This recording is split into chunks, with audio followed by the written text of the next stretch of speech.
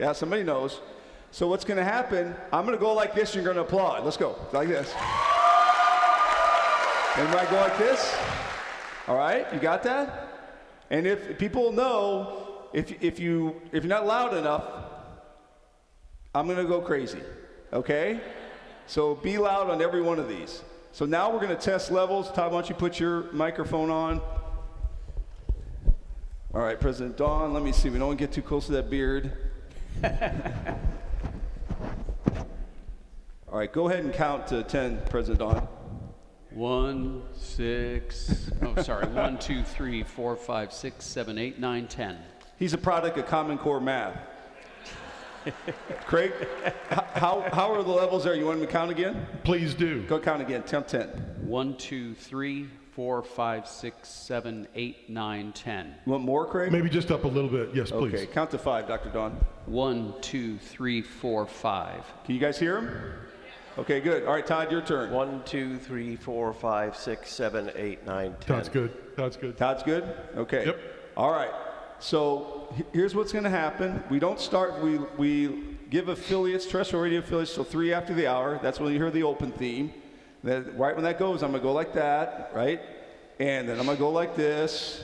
And then we'll do the show. We'll go into breaks, quarter after, around bottom of the hour, quarter till, top of the hour. And President Don, Concordia University of Chicago, give him a big round of applause. So he saved our bacon because Robert Spencer of Jihad Watch, there were tornadoes around this area. The weather was really bad. And he could not get a flight from his location to here. So only because I serve on the Board of Regents here at Concordia University of Chicago, I use my power to tell the man whose contract we control, said, hey, we need you to fill in for Robert Spencer. So President Don is going to fill in the first hour to talk about the 250th anniversary of the Declaration of Independence.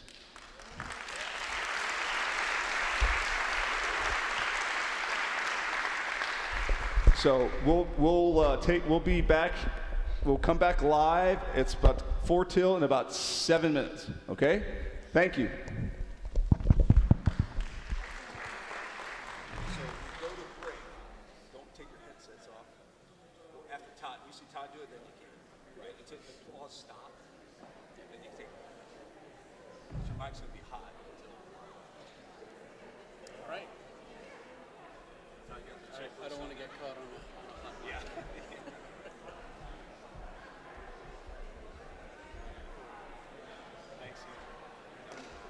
Oh, happy to do it. Thanks for the opportunity. I mean, I know that's not why you did it, but it works out. Yeah, I think it's a great time.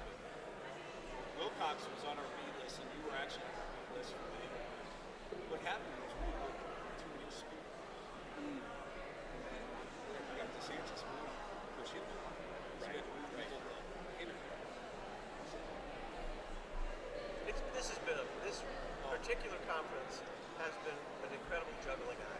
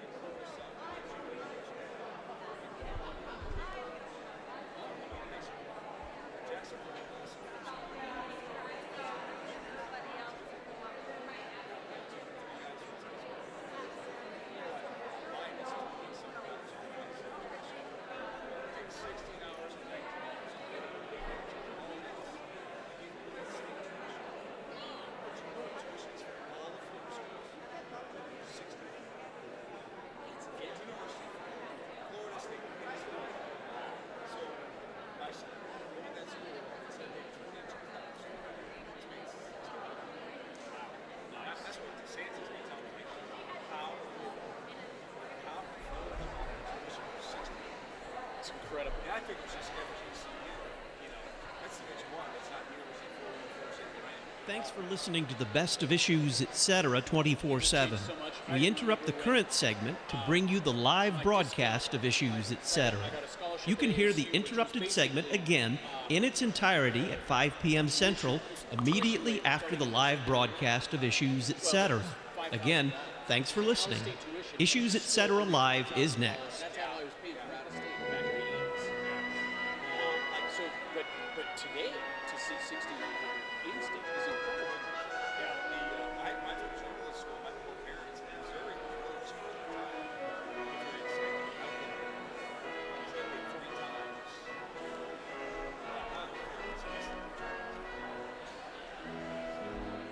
I graduated college and seminary with $5,700 in student loan. Wow. And at the time, it sounded like a lot of money. Sure. Well, Milton Friedman would be saying, "I told you so" to all of us. Oh, yes, absolutely.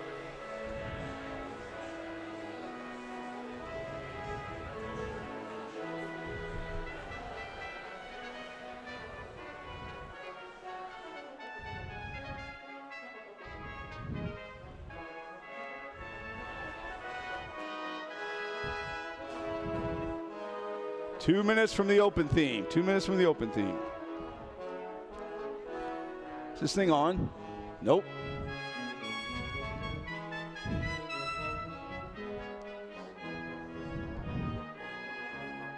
I've been doing this show for 32 years. You think I'd remember this on-air light?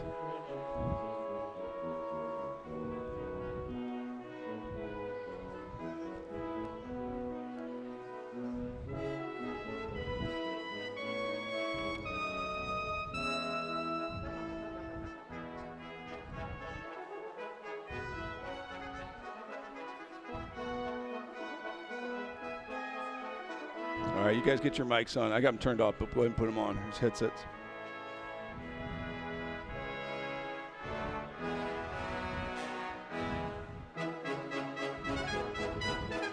All right.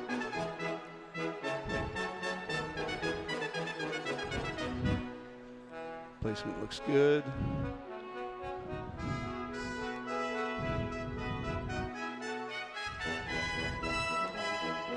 All right, Todd, you got yours on?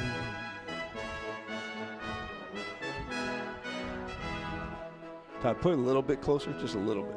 Don't let it touch your beard, though. 30 seconds.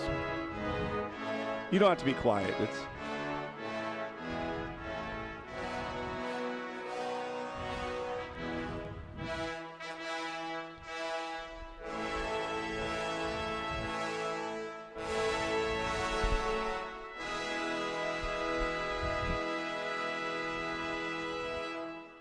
Open theme starts in 15 seconds.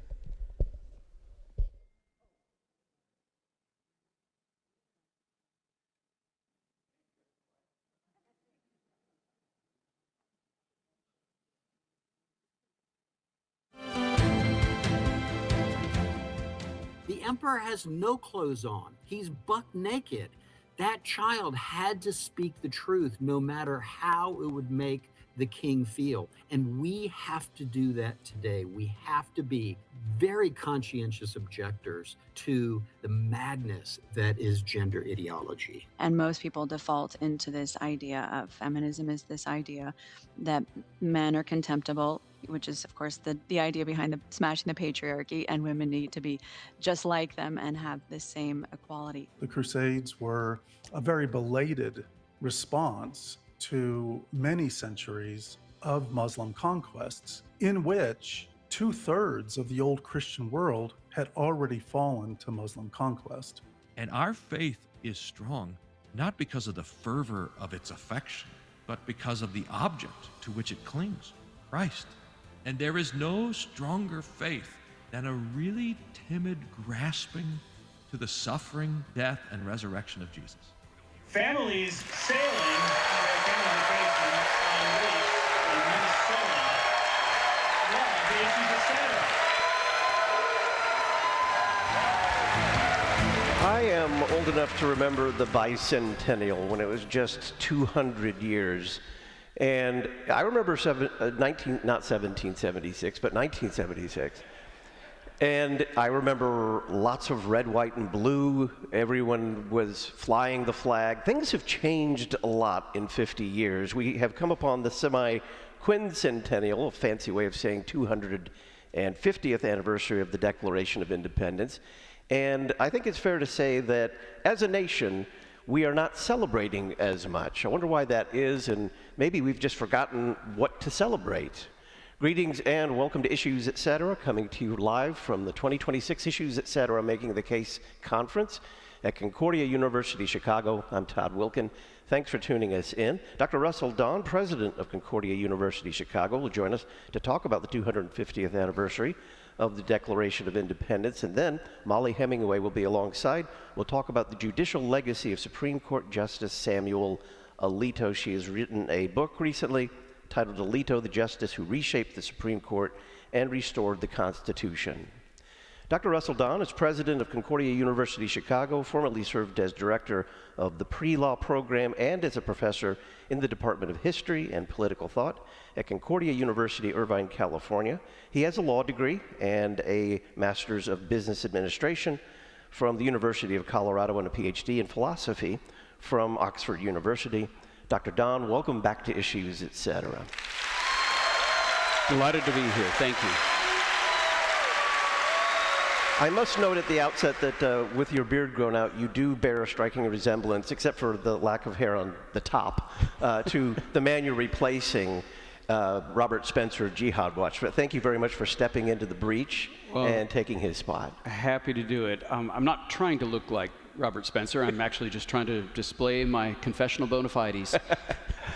So before we begin, we've been taking a little heat in the last 10 days or so about some of the guests that we are having or that we were going to have here at the conference. And many university presidents would have folded up like a cheap tent under the pressure and under the complaints and all of the online firepower. But I want to thank you for just standing tall, standing strong, and not disinviting us. Thank you, Todd. Yeah, disinviting you never crossed my mind, actually, until I got this note. May I? Yes, okay. This one, it's a little bit troubling, actually. Yeah, it says that is your university served well by hosting a conference with speakers who are political, speak hate toward others, or truly offer no serious intellectual content? Todd, if I'd known you were doing that, I'd have charged you double. I mean, it's no. Well, hopefully we can dispel that misimpression. Indeed. What do we mean by America's 250th anniversary? It's a great question. Some people look at it as celebrating the anniversary of the signing of the Declaration of Independence, and technically that's what it is, right? July 4th, 1776.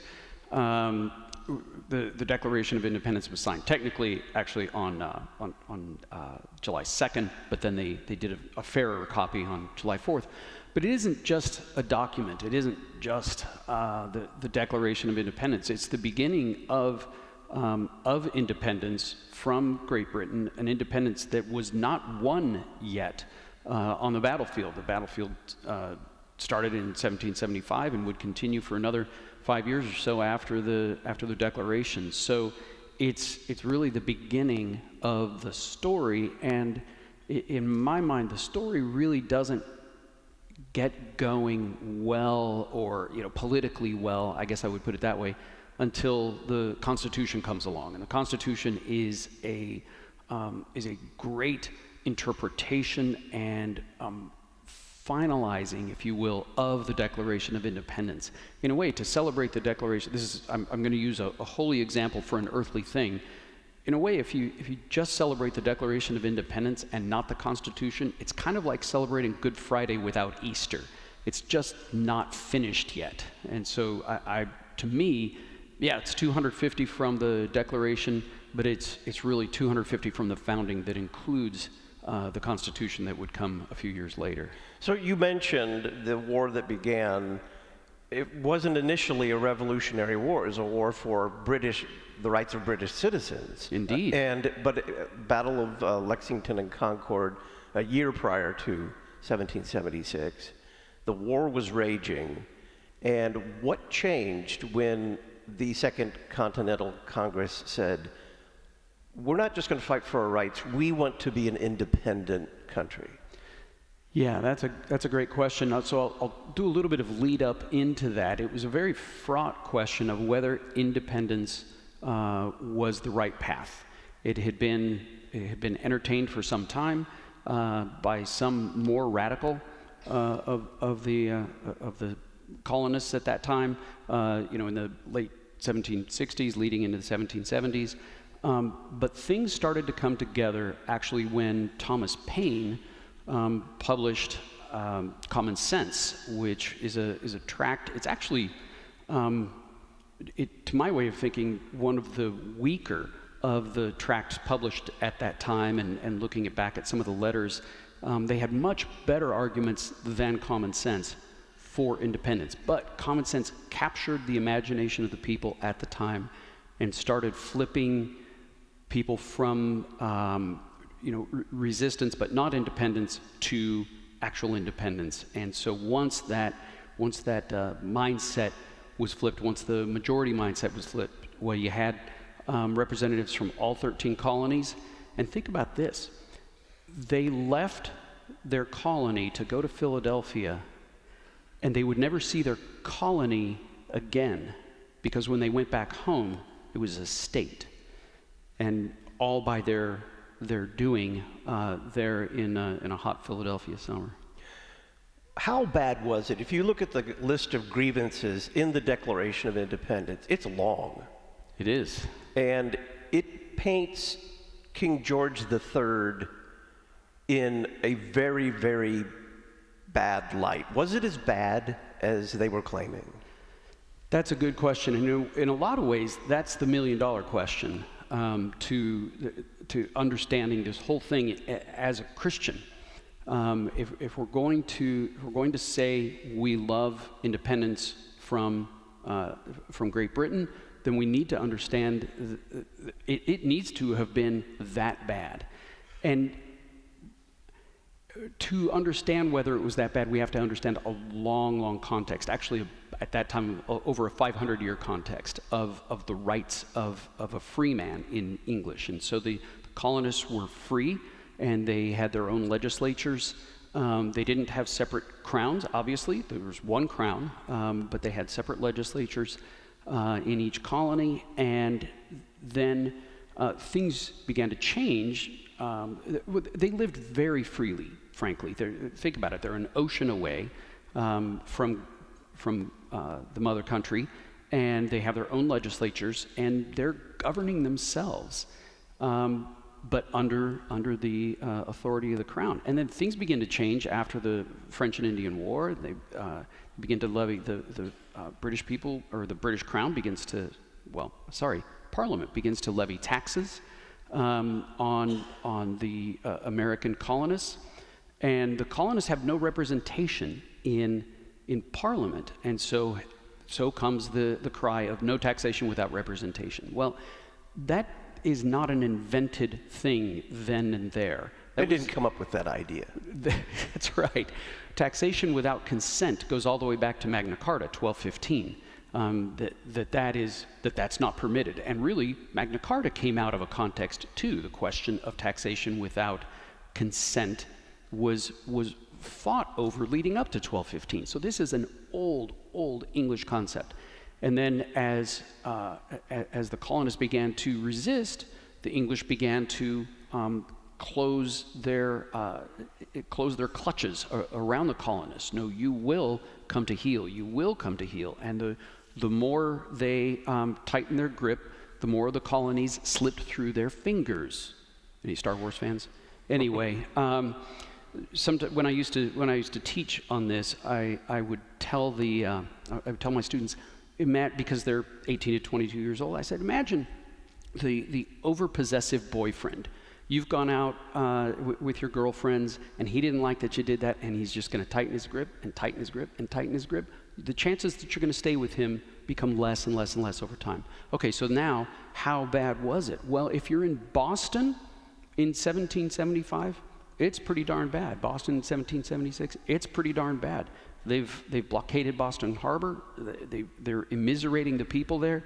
If you're along the coast there in Connecticut, if I'm remembering correctly, Connecticut and Rhode Island, you've had your towns burned, as it says in the Declaration. So up there in the Northeast, it's pretty bad. It's not as bad in, say, Georgia, etc. But there is a great deal of solidarity, and so really the question is: are we going to suffer together, or are we just going to let our northern neighbors suffer on their own? But it was quite significant there in the north.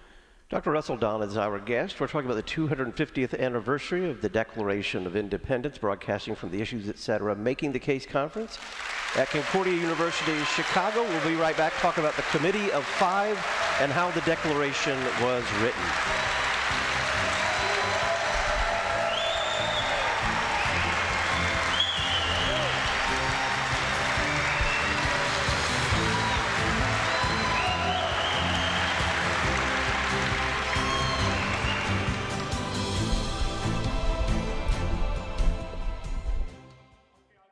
This is Molly Hemingway, encouraging you to listen to my favorite podcast, Issues, Etc.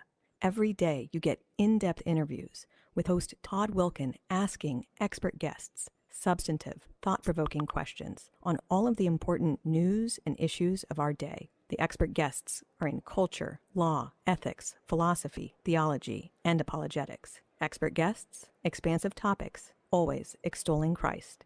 Issues, Etc. For nearly 140 years, the Lutheran Witness has taught the faith, defended it against error, and shown forth the great treasures of the Lutheran Church and biblical doctrine. We're continuing this legacy by publishing issues and articles that help you see the world from a Lutheran perspective and that teach biblical doctrine and show forth the treasures of God's Word.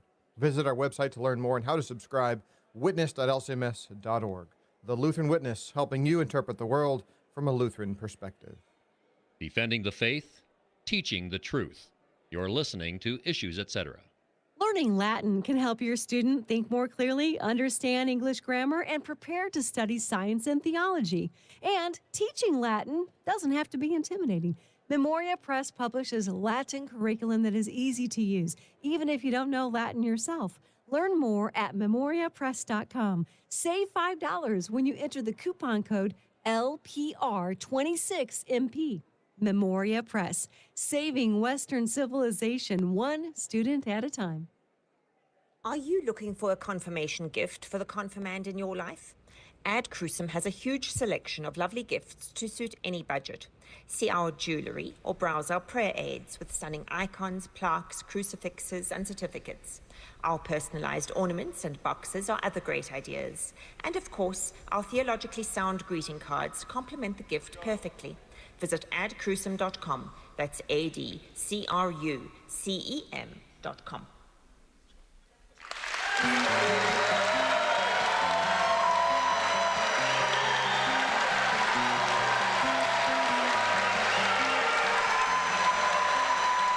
Welcome back to Issues Etc. on this Friday, June the 12th. We are talking about the 250th anniversary of the Declaration of Independence with Dr. Russell Don, president of Concordia University, Chicago.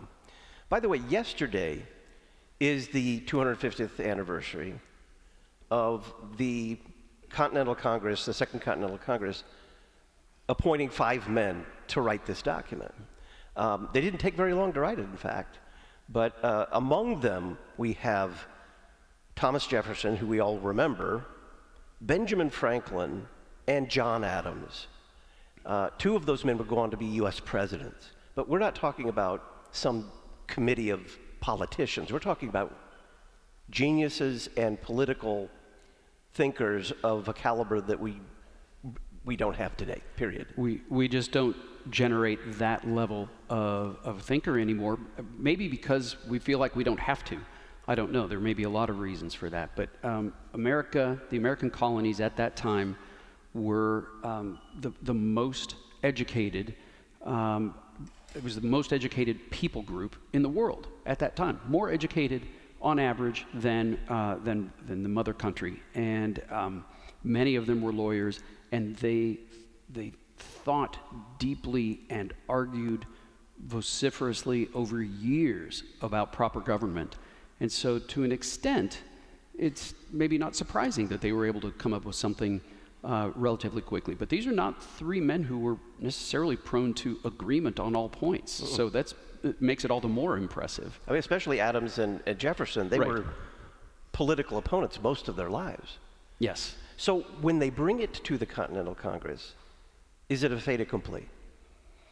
I mean, they were ready for it, yes. Fait accompli might be a stronger term than I would use, but it was not long, obviously, in the time from their drafting it to the time it was approved. They, as I say, they were ready for it, the rest of the Continental Congress. So what did it mean? What actually changed with the signing of the Declaration of Independence, and then, of course, it's sent off to King George, who doesn't respond to it for 3 or 4 months. What actually changes in the relationship between Great Britain and the colonies now become states? Not a lot. Really, the war continued. It was, I mean, it was kind of the beginning of the end in a way for King George. But in terms of the relationship with the colonies, there was not that much good left to be strained. It's not a governing document.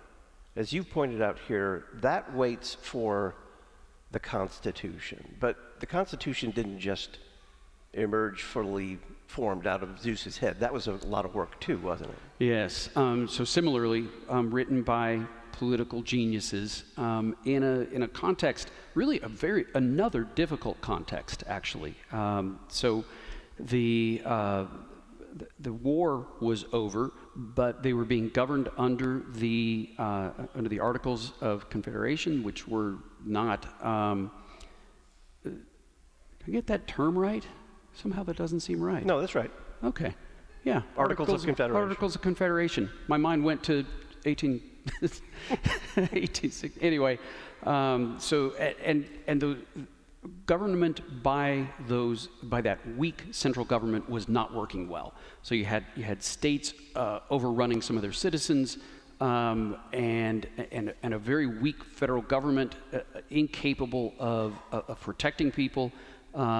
Couldn't levy taxes, so the federal government was broke. The Continental Congress was broke, and it was not going well. It was chaotic. By their standards, it was chaotic. Maybe by our standards, it wouldn't have been seen as all that chaotic. We have a lot of chaos nowadays, but to them, it was intolerably chaotic. And so they came together in 1787, a constitutional convention to amend the Articles of Confederation, not to come up with a new constitution, but to amend. And so they exceeded their what they were supposed to do. They were not supposed to draft a new one, but they realized this just can't work. We have to come up with something new. And they did, and if they hadn't, well, counterfactual history is very difficult to do properly, but it was not good government at the time. And so to have the geniuses of the Declaration of Independence just unfulfilled, really, and for that to remain unfulfilled would have been a tragedy, a political tragedy of the first order. I want to return to some of the basic principles that the Declaration puts into place, and then the Constitution puts into law. The first one being the self-evident truth that all men are created equal. Why is that important for them to state that? Well, you get different opinions on why it's important for them to state that. Some would say it was really just Jefferson waxing philosophical for the sake of his French cronies. Others would say no, it's actually fundamentally important because what they're talking about is the rights of Englishmen. all Englishmen are created equal and living under the crown, and so it was specific about Englishmen. Others would say, no, it was actually a philosophical commitment among all of them that truly all human beings are created equal, and that this would have to show through eventually in their form of government. I like to believe the last of those. We don't have enough evidence, in my opinion, to say which of those was the case. But why it ends up important is you're going to see in the Constitution the diffusion of power. The genius of the Constitution is the diffusion of power. And so you wouldn't have the diffusion of power if people were not created equal. You would have those who are above others getting more power. And so really the entire structure, we can look to the Bill of Rights, of course. You know, that's evidence that people are created equal, all of us.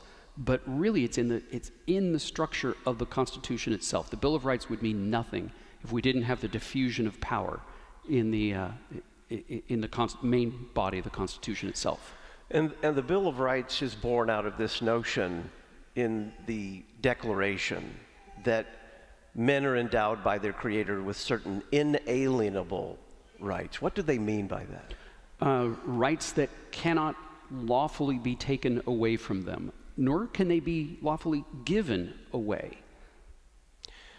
They have another concept in there, and it's very Jeffersonian the way they talk about the laws of nature and nature's God. Yes. Are they making an appeal to heaven there? Yes. Are they making an appeal to the triune God? Well, I don't think everyone in the room believed in the triune God. This was a very Enlightenment way of referring to God in sort of in a way that is less threatening than and maybe a little less in your face than having the Son of God and the Holy Spirit and of course the Father all triune, and having God become man. That's a bit much for some of those Enlightenment thinkers. But yes, it's an appeal to heaven in a more generic sense.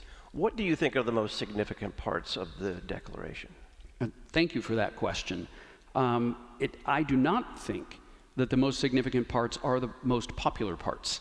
All men are created equal is one of the most popular parts. That's important, but it is, I don't think, the most important. The pursuit of happiness is the next most popular, right? We love the pursuit of happiness. Had Jefferson said it differently, which is what I think is underlying pursuit of happiness, if he had said life, liberty, and the pursuit of the virtuous life, which is really what he and others of his philosophical persuasion meant by happiness, I don't think that one would be as popular today. What do you mean pursuit of a virtuous life? But so pursuit of happiness and all men are created equal, very popular. But I think the most important parts of the Declaration are that we declare ourselves independent from Great Britain. We are no longer under the crown. So without that, it's just another philosophical treatise, of which there were countless at that time. And then the next is, to this separation, we pledge to support one another, and we pledge our lives, our fortunes, and our sacred honor. What a culture that is, that these men, these are the haves of that time in colonial America, and they are pledging everything. This is not some ruse to make themselves richer. It is really, we're giving it all up for the sake of this cause.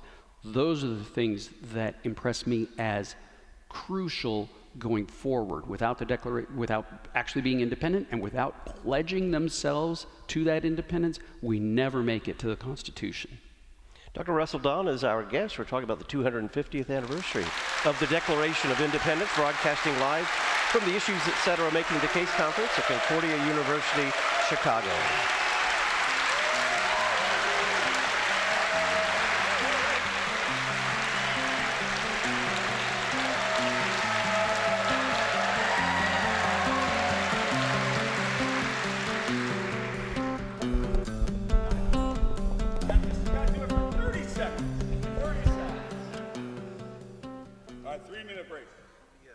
The church's music from the 20th century.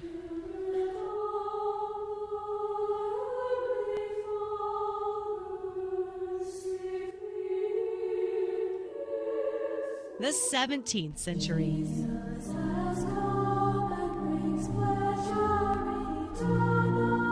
The 11th century.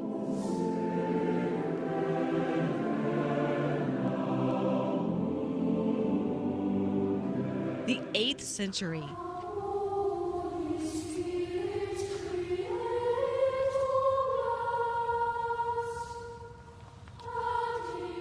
The 4th century.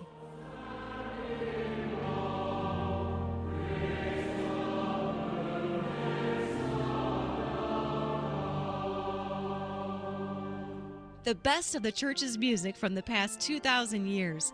LutheranPublicRadio.org. This fallen creation is bested by tornado, hurricane, flood, pandemic, and more. LCMS Disaster Response helps our congregations, their pastors, and other church workers to reach out to their members and neighbors with mercy which flows from Christ to altar. We offer quality volunteer training, help for congregational readiness and response, and disaster grant funding. To learn more, visit lcms.org/disaster. That's lcms.org/disaster. I'm Pastor Todd Rappy. I serve a congregation here in Fayetteville, North Carolina, Our Redeemer Lutheran Church, a sister congregation of the Lutheran Church Missouri Synod. All of the saints here gather around blood, water, and spirit as theologians of the cross every Sunday morning at 10:30. We only welcome sinners. We certainly would welcome you. If you'd like to contact us through our website, you may do so at faylcms.org. Listen to what you want, when you want. You're listening to Issues, Etc. Issues, Etc. guest Dr. Ben Mays of Concordia Theological Seminary, Fort Wayne, Indiana. Here's what Martin Luther says about the pastoral office. My pastor is practicing the virtue that increases God's kingdom, fills heaven with saints, plunders hell, robs the devil, wards off death, represses sin, preserves peace and unity, and plants all kinds of virtue in the people. In a word, he is making a new world. He builds not a poor temporary house, but an eternal and beautiful paradise in which God himself is glad to dwell. We are calling good men to step up. Come to Concordia Theological Seminary, Fort Wayne, Indiana. Learn more about studying for the vocation of pastor at ctsfw.edu or call 1-800-481-2155. Concordia Theological Seminary, Fort Wayne, Indiana.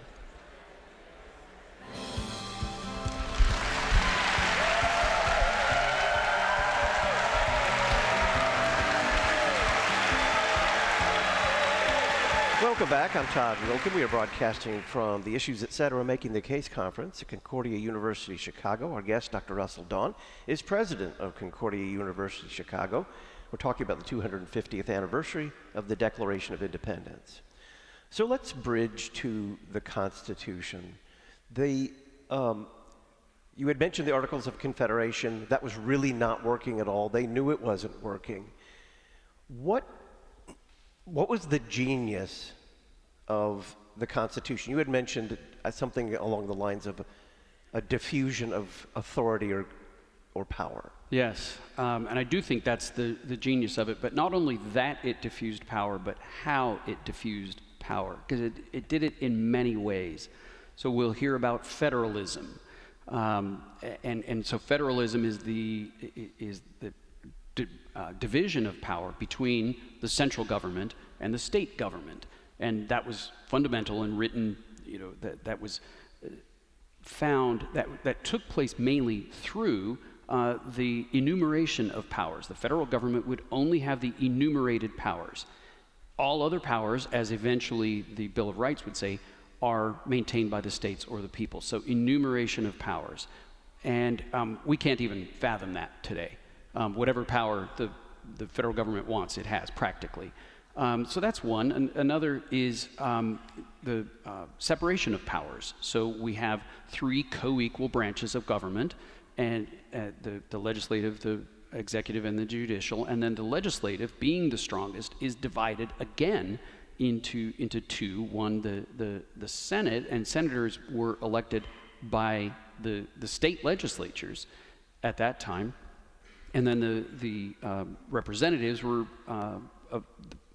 elected by the people. So there's diffusion upon diffusion upon diffusion. And then, and this is where the real genius comes in, you have the checks and balances. Now, we use the term checks and balances for everything.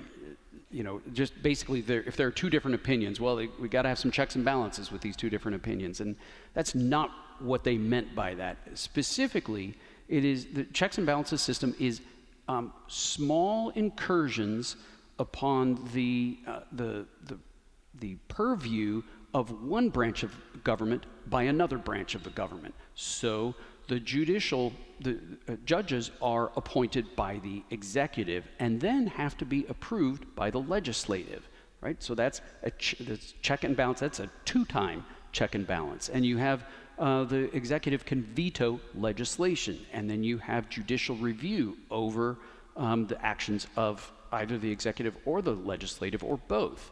And so these are all little incursions on the power. And where does that come from? Well, that comes from, I think, a really sound understanding of humanity. And so as much as the Constitution and the Declaration are both Enlightenment documents, they are still influenced by a fundamentally correct understanding of humanity, and that is that we are fallen. So James Madison in Federalist 51 writes, you know, the famous lines, "If men were angels, we would need no government." Well, we're not angels. Well, if we were governed by angels, we wouldn't need checks and balances. It's kind of summarizing that.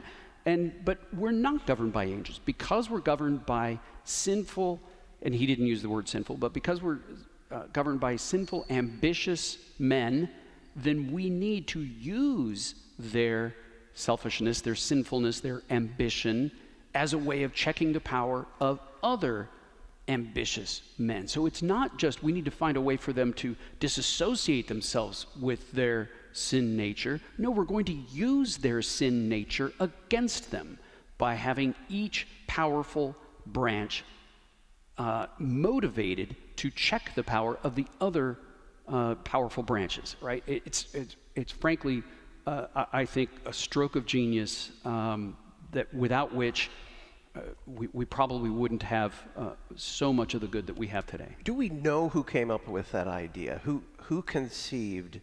Because it is unprecedented. There are elements in previous kind of sets of laws or civilizations, but it doesn't come together like that until the U.S. Constitution. Yes. So was it Madison? Did he? I believe it was Madison, but I will confess, I think we know. I think I used to know, but I haven't taught this stuff in 8 years, so I don't remember. But Madison is the main drafter, and he wrote Federalist 51, which explains it. So I would say probably Madison. Now, for context, and this is drawing on conversations that you and I had a long time ago, two things in that genius have been lost for all practical purposes. One is legislative supremacy, and the other one is the growth, the expansion of the executive branch through what we can call government bureaucracy. Unelected bureaucrats who make very impactful decisions that affect all of our lives. Talk about those two things. Yes. Well, there's a lot to that. So I'm going to start very quickly with the Civil War amendments. So the Civil War has ended, and we amend the Constitution to control the states, to stop the states from abusing their power, which really many of the problems that you're talking about come from states having abused their power. So holding slaves, holding people of African descent as slaves, and having that as part of how the state operates is an abuse of power. And so from that comes the Civil War, and then the loss of state autonomy. So the Constitution did not control states before those amendments, the 13th, 14th, and 15th Amendments. Until then, the Constitution only controlled the federal government. It prevented an accumulation of federal power. Now it's going to prevent the accumulation of state power. So that's kind of step one. Then fast forward from the 1860s and 70s to the early 20th century, the progressive era. Not the same progressivism that we have today, but related. And so there had been a lot of, again, state overreach in combination with some of the massive corporations at the time, like U.S. Steel, et cetera. And so people were looking to greater federal power to stem some of the abuses going on at the state level. And so we did several things at that time, mainly in the 19-teens. We changed the way senators are elected so that the people would elect senators rather than the legislatures, which people viewed them as too controlled by the corporations. And we added, and this is to me just the most devastating blow, we added to the Constitution the permission for the federal government to tax our income. There was no federal income tax before that. And that money is the money that feeds the Leviathan. And then moving on from there, we have really the enormous exertion of power by Franklin D. Roosevelt, both in creating many federal agencies that we have today, many federal agencies that are massive today, but also pressuring the court to approve some of those moves, to interpret the Commerce Clause of the Constitution in a certain way that would allow them greater federal power. And so through the accumulation of these agencies and the feeding of the power of those agencies, the legislature becomes no longer supreme. We don't have legislative supremacy because legislative power happens through all the various agencies out there. Actually, many of those agencies also have judicial power, but we won't go down that road. But yes, so now, why would the legislature allow itself to lose so much power? I don't have a full answer for that. I will say that legislators now often go in people of very ordinary means and come out people of really very grand means, tens of millions or hundreds of millions of dollars. I don't know how that happens because I know what their salaries are, or at least it's published. So maybe that's part of why. But yes, these agencies now have the greatest power. Would the framers of the Constitution recognize our constitutional republic today? No, not at all. And in fact, I think it's questionable whether they would call it a constitutional republic today. How, given their context, how would they characterize it? What would they call it? A plutocracy? A kleptocracy? What would they call it? Yes. Well, they would probably call it tyranny, first of all. Just a mere shadow of the old republic as they understood that government of the people and by the people, as Lincoln said. It was, and I don't know. Technically, from there, would they go with plutocracy? Certainly, there is an enormous amount of power wielded by those who have the greatest means. And that was what they were trying to avoid 250 years ago. Our mutual friend, attorney Christian Preuss, has observed that in the First Amendment, religious liberty is the emperor of the rights, of the enumerated rights there. What do you think about that? Oh, I love that term. I didn't know he'd use that. Well, it was my term, but I was just embellishing his idea. Ah, okay. I still love it. Yeah, it's... So I said they would probably view what we have today as a tyranny. One thing that they would, I think, greatly appreciate is the extent to which we still have freedom of religion. And notice I don't say freedom of worship. Don't let anybody tell you that the First Amendment protects freedom of worship. That's the bare minimum of what it protects. It protects far more broadly than that. The free exercise of religion. We do not merely exercise our religion in church. We exercise our religion every moment of every day. And we do that freely under our Constitution, and arguably, and I'm sure Molly Hemingway will go into this in more detail, we do so with greater freedom today than we did 50 years ago or 100 years ago. There's a great deal of religious freedom is crucially important and very well protected at this time. So it's not fully tyrannical. Dr. Russell Don is our guest on this Friday, June the 12th. We're talking about the 250th anniversary of the Declaration of Independence. More after the break.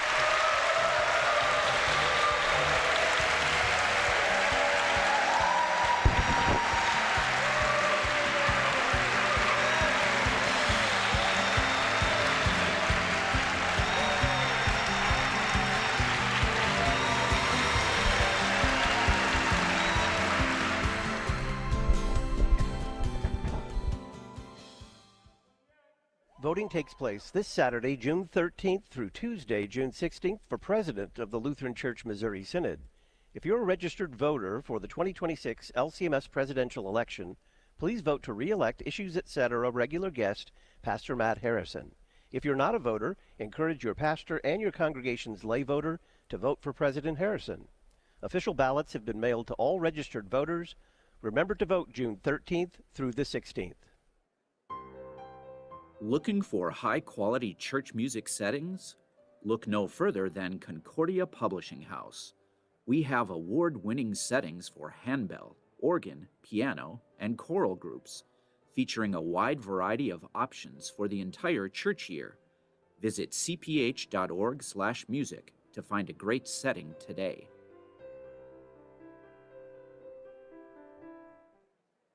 Lutheranism in the public square. You're listening to Issues Etc. At the heart of Lutherans for Life is good news. Good news that brings hope to a culture so focused on death. Lutherans for Life equips Lutherans and their neighbors to be gospel-motivated voices for life. Lutherans for Life believes God gives the gift of life to all people, from the moment of conception until natural death. Learn more about how you and your congregation can help bring hope and healing to all the life issues through a wide variety of resources and caring activities at lutheransforlife.org. Hearing is taken for granted until you don't have it. It happens at all ages. Unfortunately, some are born deaf. Others lose it gradually. The end is the same: a world of silence.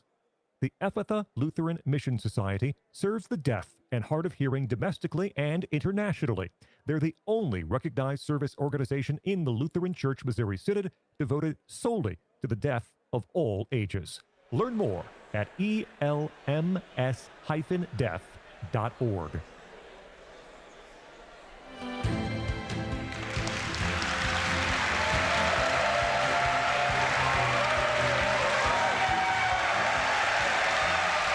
Welcome back. I'm Todd Wilkin. This is Issues Etc. Dr. Russell Don is our guest, president of Concordia University of Chicago. He formerly served as director of the pre-law program and as a professor in the Department of History and Political Thought at Concordia University, Irvine, California.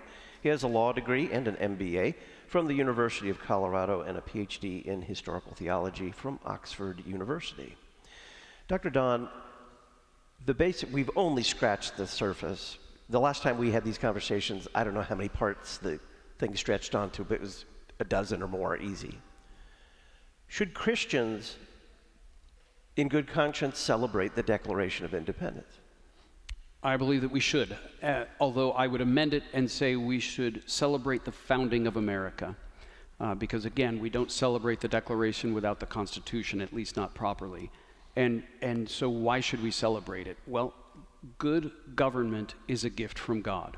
And people of faith and people of no faith and everyone in between enjoy and have enjoyed for 250 years levels of peace and prosperity and security that are really unmatched in world history. It has been a phenomenal 250 years. Flawed? Yes. Deeply? Yes. But phenomenal, absolutely. And what a gift to us as Christians that we have freedom to live out our faith. That alone would be reason to celebrate the founding of America. But I believe there's much more. I'm celebrating. How would you respond to someone on the left who says these documents, the Declaration and the Constitution, were written and framed by white men who were slaveholders, among the most wealthy men at the time, and therefore it's just the product of while yes, the Enlightenment, of just kind of that landed gentry illegitimate in today's diverse world? So I suppose my first question would be, so what that it was founded by people of that description? I find that to be sloppy ad hominem attacks. It's not actually argumentation. It is meant to take us away from argumentation. Argue with the ideas. Are they good ideas? If they're not good ideas, attack the ideas. If they are good ideas, then don't throw them away just because the people who came up with the ideas don't meet your purity test. I have no time for that argument. What about someone on the right who says that our country's founding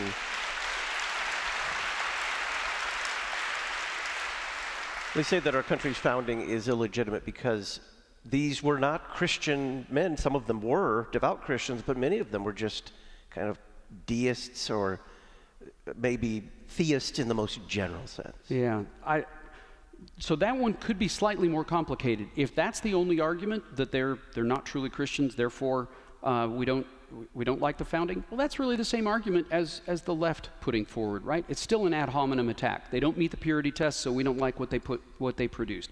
Attack the ideas or support the ideas.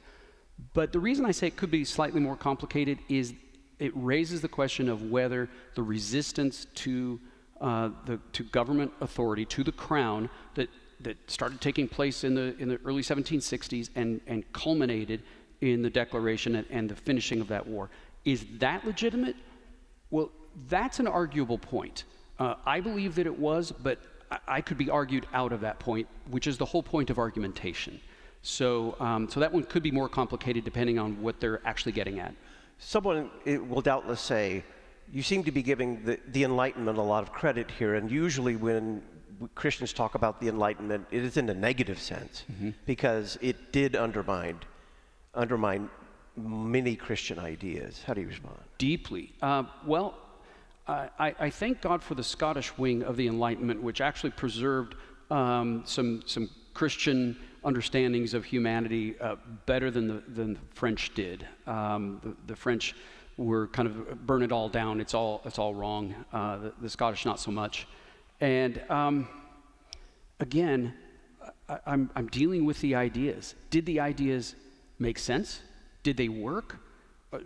We can argue over certain pieces, yes, but did they work? I think they worked better than any government that's been put together ever. And so I don't really, I mean, in an eternal sense, absolutely I care that many of them were not Christians who were putting this together. But in terms of whether I celebrate the genius of what they created, I don't really care that they were deists. I'm sad for them that they were deists, deeply.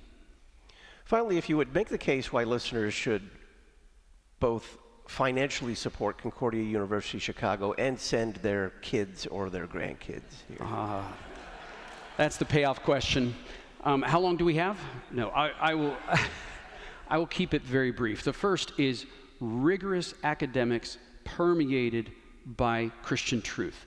Not rooted in Christian truth, not based on Christian truth, permeated by Christian truth. So rigorous academics permeated by Christian truth. 2, the liturgical. In this chapel, we worship. We receive the gifts of God daily.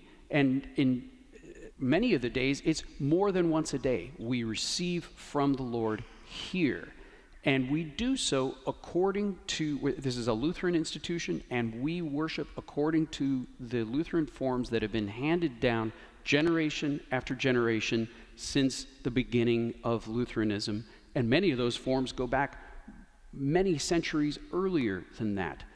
So rigorous academics and the liturgical. Also the confessional. We are unswervingly and unapologetically confessional in our theology, which means we are biblical in our theology. And so that is the formation that our students receive here and in the classroom and throughout the campus. It is confessional theologically. Also, it is missional. So many of the students here are either unchurched or underchurched. So as our students are formed in the Word and formed by the confessions, they also have opportunities to witness to their faith and to reason with unbelievers or people who maybe are believers but are unsure, but in so many cases, people who just hunger for the gospel. And so we give our students the gospel. Those students who don't hear it, or who aren't believers, they hear it in the classroom. They hear it from their friends. They hear it in the dorm rooms. Every morning is a morning in the mission field here. But that doesn't mean we compromise on our confessional theology. Absolutely, as I said, we are uncompromisingly confessional in our theology. And the last point I would make is this. I have a beloved daughter who graduated from a different Concordia. She's still beloved, even though she went to said different Concordia.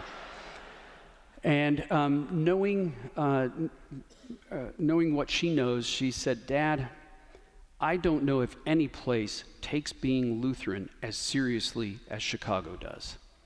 So that is why. That is making the case for this place. Learn more about Concordia University Chicago at cuchicago.edu. Truth, freedom, vocation with Christ at the center. Concordia University Chicago, cuchicago.edu.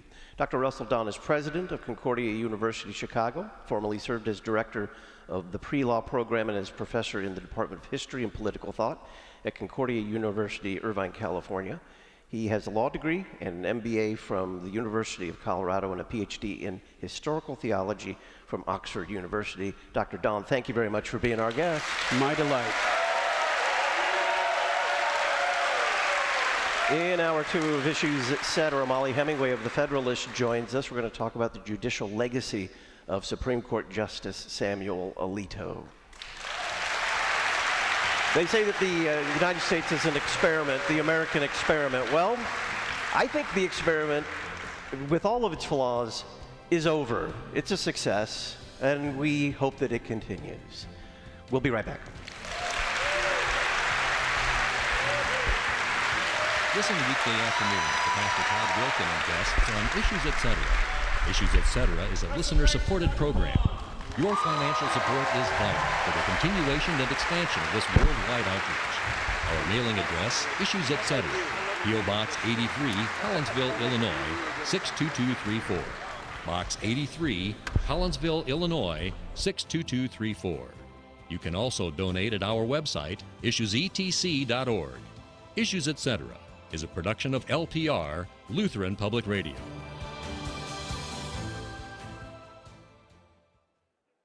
Here's an easy way for you to help us contend for truth in an age of anti-truth. Subscribe to the Issues Etc. podcast with YouTube, Spotify, and Apple. Just type Issues Etc. in the YouTube search engine and click subscribe.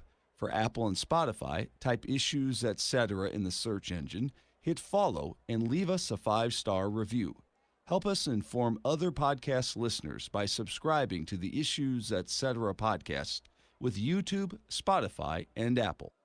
The third commandment teaches us to remember the Sabbath day by keeping it holy.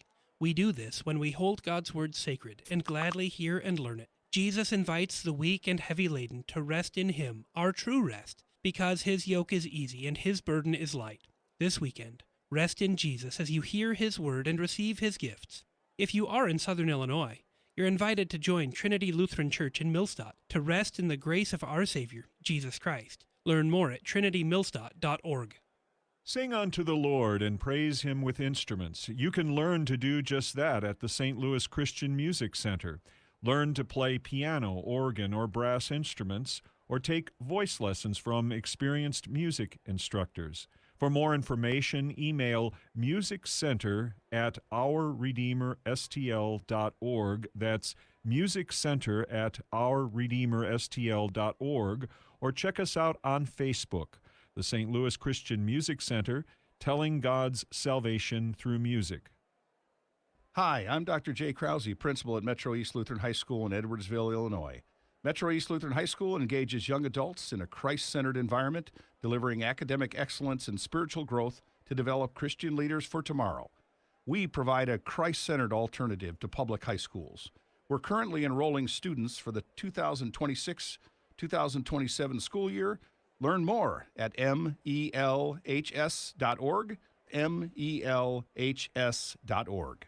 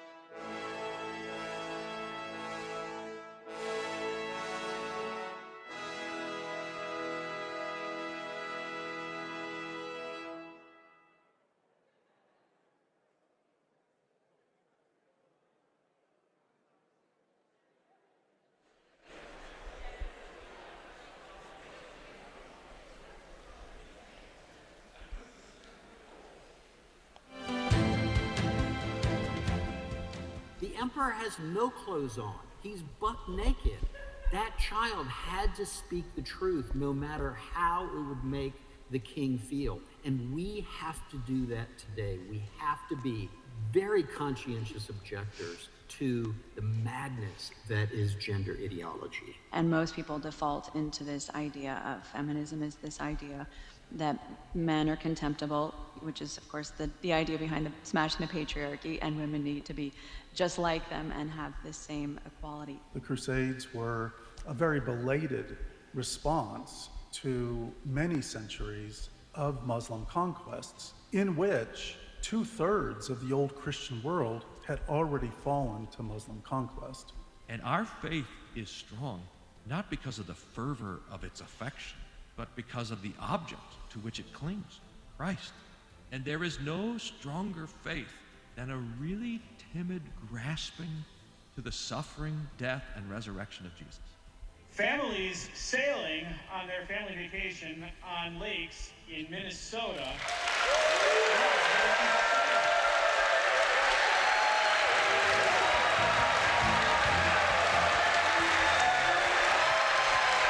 There is a mystique that surrounds Supreme Court justices, they live in a little bubble. They have their beautiful building there in Washington, D.C.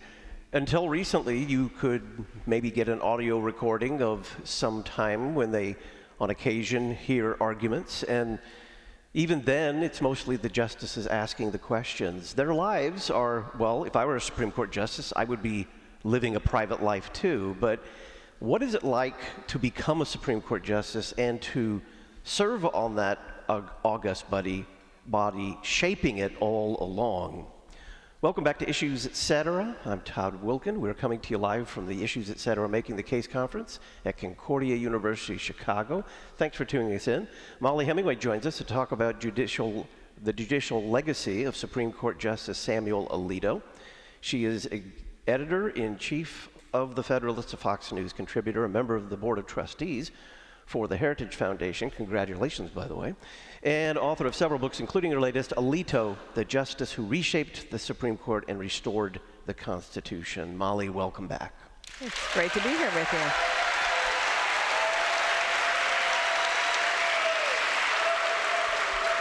You've been doing a lot of interviews on this book since it came out. Is there a question that you haven't been asked that you wanted to answer from this book? I'm not sure there is. I have done so many interviews and I've been surprised by some of the questions, but the entire book is sort of an answer to the questions that I wish people would be asking about Justice Alito. And being able to write out that story at length about someone who I think everyone should know much more about and should respect much more has been just a very exciting thing for me. I don't want you to give away your tactics and methods and sources, but how do you get access to a U.S. Supreme Court justice? So for me, this is not something I thought I would be doing when I started out as a reporter. But a few years ago, Carrie Severino and I co-authored a book on the Kavanaugh confirmation, and that was called Justice on Trial. And for that book, we interviewed a ton of people in the Kavanaugh orbit, former clerks and just friends, people who'd known him from childhood.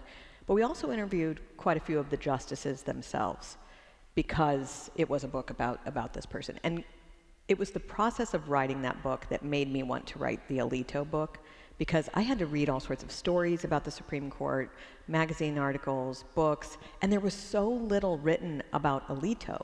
But when we interviewed the justices themselves, they were frequently talking about Sam Alito. They were saying, this guy is a giant on the court and nobody talks about him. And part of the reason why nobody talks about him is he's an incredibly quiet and humble guy. Most people in Washington, D.C., they're not like drunk on power, but they know that they're big hot shots. And so you see them at a party or something and everyone's swirling around them. And Justice Alito is very quiet, very reserved. He's brilliant, but he just doesn't really want to play that game at all. And so that's why I decided someone had to write about him, and that was before he authored the Dobbs decision. So is the Supreme Court a nonpartisan branch of government? Because in reading your book, there's a lot of politics swirling around in the heads of those justices. No, I don't know. I mean, there's a lot.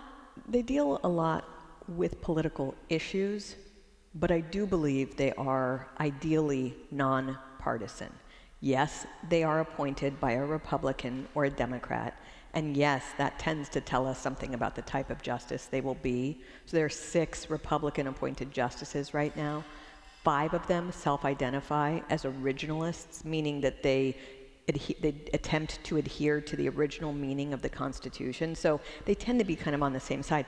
But speaking of what we just heard about from Dr. Don, the founders envisioned the Supreme Court as being protected from politics. They have lifetime appointments so that they don't have to make people politically happy with their decisions. You can't cut their pay. It says that in the Constitution, so that Congress can't get mad at how they're ruling and punish them. They can't easily be impeached. These are things designed to inoculate them from the politics that are so present in particularly the first article branch of Congress. You mentioned the originalists, but you refer to Alito as a practical originalist? What does that mean? So he himself refers, that's a term that he used to describe himself. There are many ways in which he's more practical than his colleagues. So if we know about justices on the court, we probably know a lot about Antonin Scalia, who died in 2016, or Clarence Thomas, who's been on the court for 35 years. And these are people we also identify with originalism. Scalia is one of the fathers of this approach to how to interpret the Constitution. Scalia and Thomas, both amazing justices, they tend to be really big picture in their thinking. They start with the ultimate principle in mind, and then they have these big opinions that deal with those big philosophical approaches. Alito is more likely to look at the particulars of a case and decide just the case in front of him. Also, because he was an appeals court judge for 15 years, and because he was a U.S. attorney out of New Jersey and he worked at the Department of Justice, he's thinking through, okay, we've got this big opinion coming out. How are the lower courts going to use this when they're applying it to their cases? How will people who are engaged in law enforcement, how are they going to understand how to apply this? And so he's also just more focused, on the application than some of his colleagues are. So I mentioned before that the Supreme Court is something of a black box. We get to hear oral arguments, but the rest of the process is, we know they have clerks, they write opinions.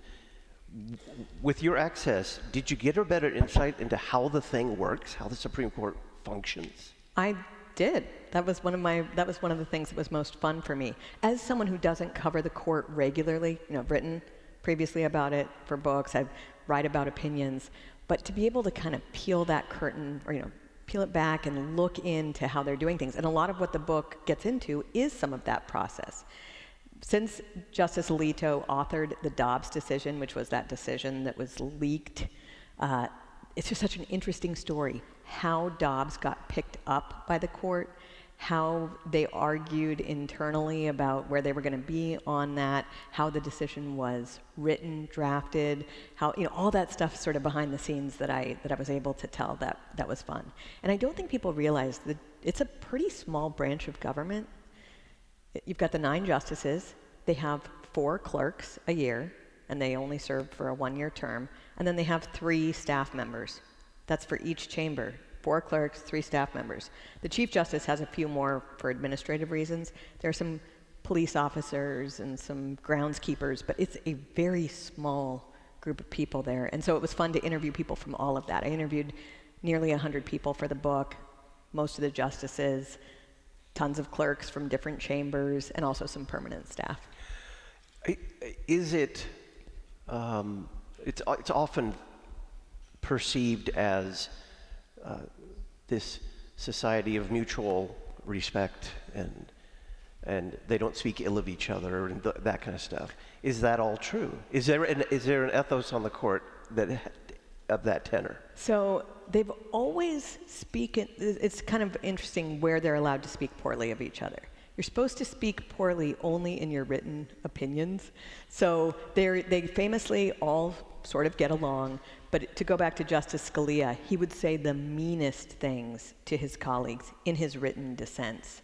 So even though he and Justice Thomas, they tended to be aligned almost all the time, but he was very upset that Clarence Thomas had ruled or had a different take on a given case, and so he said that Thomas and his group had crafted a freedom-destroying cocktail of, something or other. So the next time they went out for drinks, Justice Thomas ordered a freedom-destroying cocktail, But you're supposed to keep it to your written word, and you're supposed to keep it to legal arguments. You are not supposed to tear each other down publicly. And we recently saw where Justice Sotomayor said something really uncalled for about Brett Kavanaugh, and the other justices basically forced her to apologize publicly for that. Because if you disagree with someone, put it into your work, sure, that's fine. But because these are lifetime appointments in such a small workplace environment, you're really supposed to work hard at that. And it has been a little more difficult in recent years. So The liberals used to control the court for many decades, and now is the first time we've seen of a majority of originalists. And the liberals are not handling it very well, and they're publicly tearing down the court, and they're publicly saying that the court doesn't have integrity. Now, just by way of example, when the court handed down Roe v. Wade, which legalized abortion on demand, pretty much nobody thought it was a legitimate opinion. Even people who were pro-abortion said, this is not constitutional law, and it doesn't even pretend to be. Ruth Bader Ginsburg herself spoke against the decision, but you never heard any of the conservative justices say, this court has no legitimacy because it handed down Roe v. Wade. And they could have, but they didn't. But now, as the liberals don't have power, they frequently are saying this in ways that I think some of their colleagues find very unfortunate. Molly Hemingway is our guest. She's editor-in-chief of The Federalist. We're talking about the judicial legacy of Supreme Court Justice Samuel Alito. We'll get to the phrase, let justice be done though the heavens fall, next.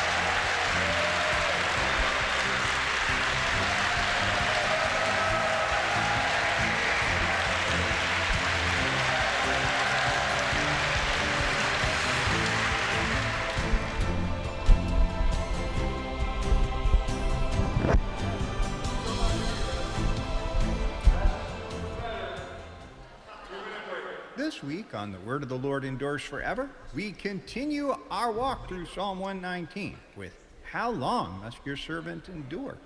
Fixed in the heavens, sweeter than honey, a lamp to my feet, and my flesh trembles. Join me, Pastor Will Whedon, for The Word of the Lord Endures Forever, your daily 15-minute verse-by-verse Bible study on demand. Listen at thewordendures.org or your favorite podcast provider. We know that you want to build your family on the right foundation from the very start, the foundation of Jesus Christ. Concordia Publishing House offers more than 8,000 products for churches, schools, and homes, dedicated customer service, and an experienced staff to help you focus on what matters most. Click to connect at cph.org. Concordia Publishing House, listening, responding, providing for God's people. Concordia Publishing House, cph.org. Lutheranism in the public square. You're listening to Issues Etc. Give your students a classical Christian education with Memoria Press. Their curriculum focuses on what is good, true, and beautiful. They offer an accessible, mastery-based approach to the liberal arts and the great books. Learn more at memoriapress.com. Save $5 when you enter the coupon code LPR26MP. Memoria Press. Saving Western civilization one student at a time. memoriapress.com. I'm Dr. Russell Dawn, president of Concordia University Chicago, reminding you about the Prepared to Serve Church Professional Guarantee. Any new student in one of CUC's 6 church work programs will pay no more than $5,000 in annual tuition and required fees. Guaranteed. Prepared to Serve is a donor-funded initiative. Support future church work students by becoming a funding partner at cuchicago.edu/prepared to serve. Concordia University Chicago. With Christ at the center, we stand tall for the church.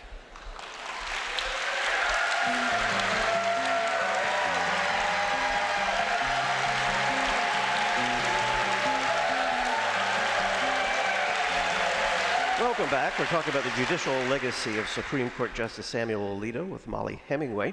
We're broadcasting from the Issues Etc. Making the Case Conference at Concordia University, Chicago.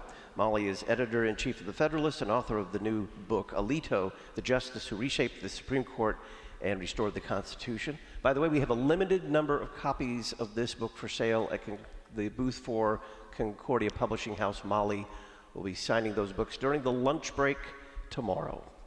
Molly, this phrase that is, you say, central to Alito's judicial philosophy, let justice be done though the heavens fall. Tell us about that.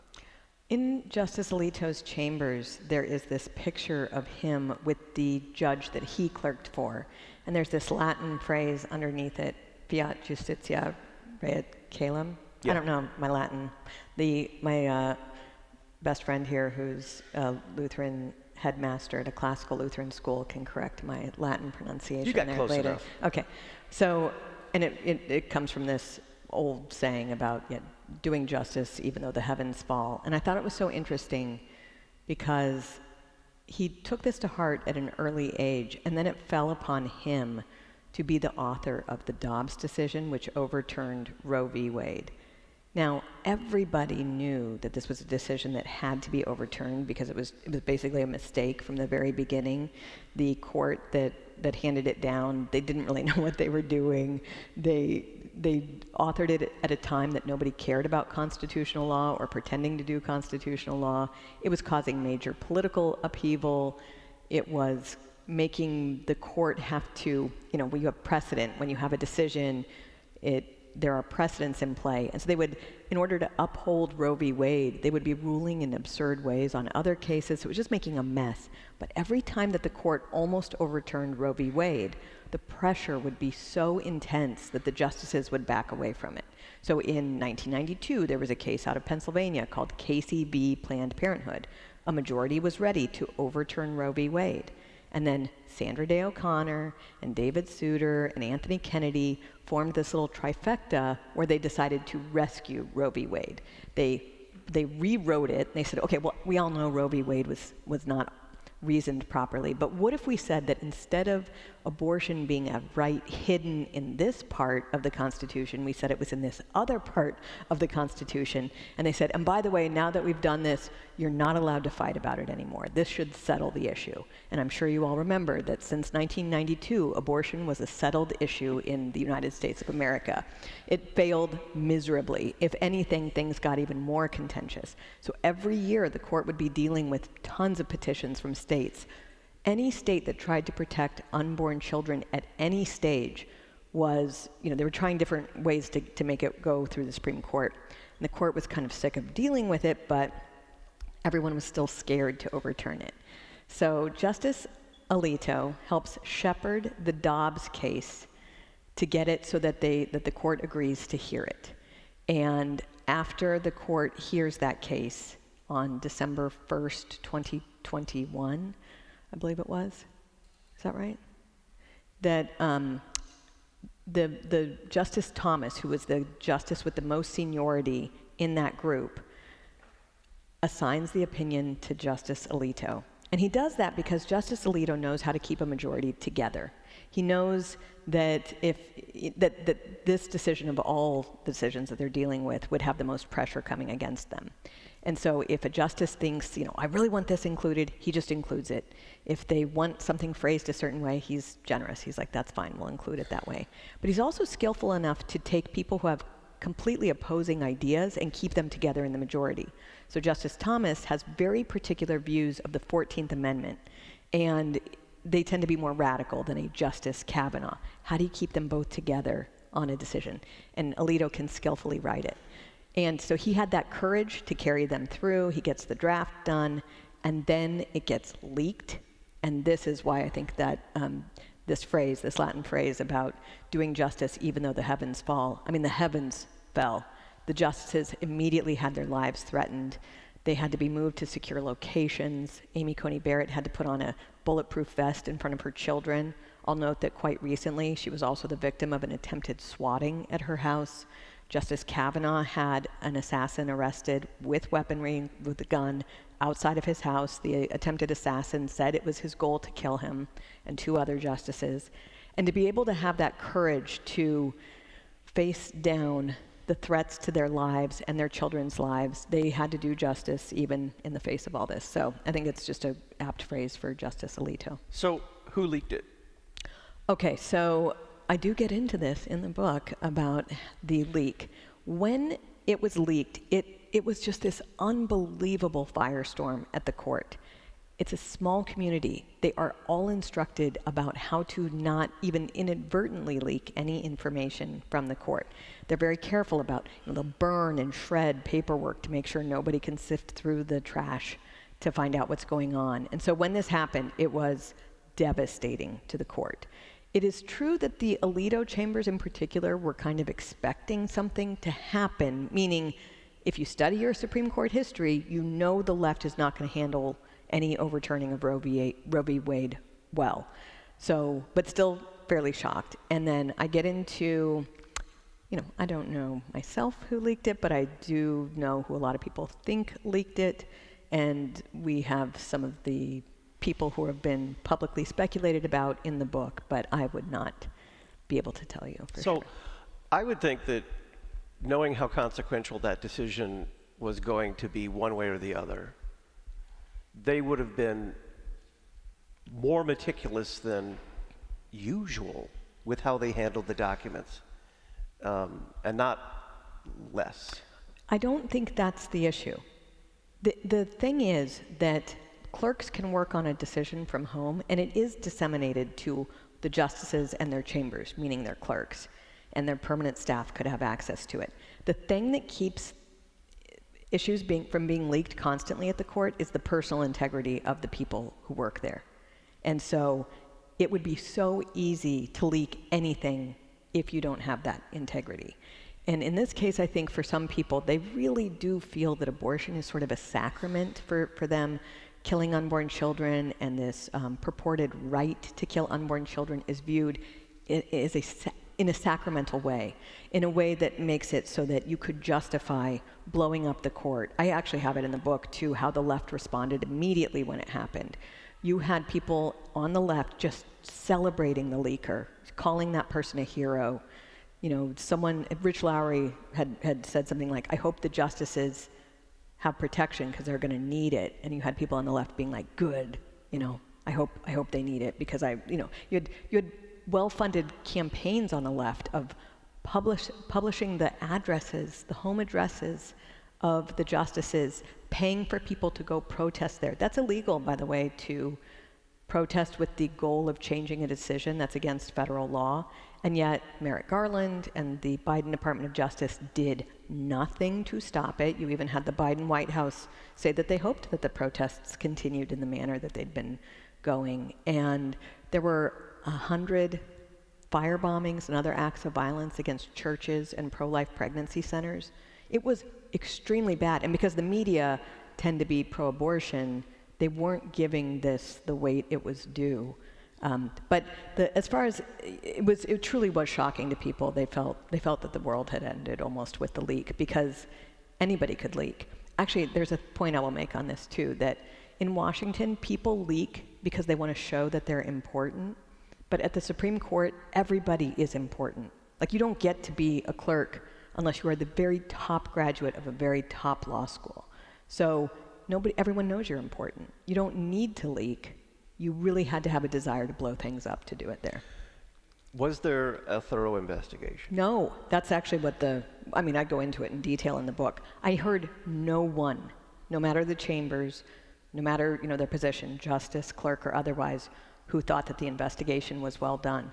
By way of example, so Politico, which is a left-wing outlet, DC political outlet, published the draft decision, and it had 2 authors. And so the Marshal of the Supreme Court was tasked with running the investigation. So she would ask people, did you leak the document? And you will be surprised to learn that everybody said that they did not. Instead of asking, do you know this reporter? Have you ever met this reporter? Have you ever communicated with this reporter? Are you married to someone who communicates with this reporter? Tell me about your document control when you were at home. Was this document ever open on your computer without you present? Things like that, where people start to trip themselves up. No questions like that, just more like, so it wasn't an investigation? Not a proper one at all. It was more like, if you leaked the document, raise your hand. Yes. Okay. Molly Hemingway is our guest. We're talking about the judicial legacy of Supreme Court Justice Samuel Alito. We'll talk about how he responded to the leak next.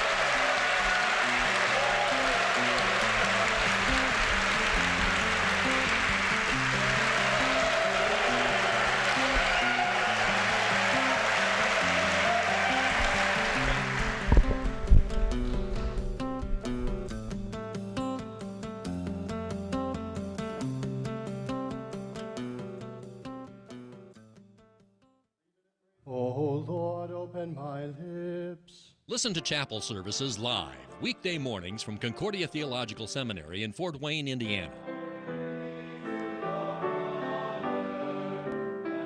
Morning chapel from Kramer Chapel. Live weekday mornings at 9 Central, 10 Eastern, 8 Mountain, and 7 Pacific at issuesetc.org.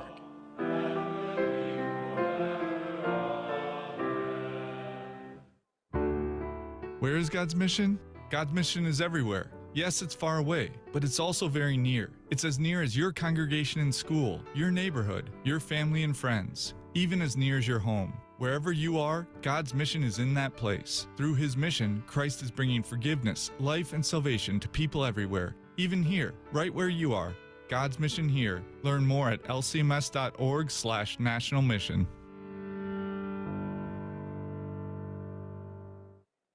St. Paul's Lutheran Church in Wildwood, Missouri is a proud sponsor of Issues Etc.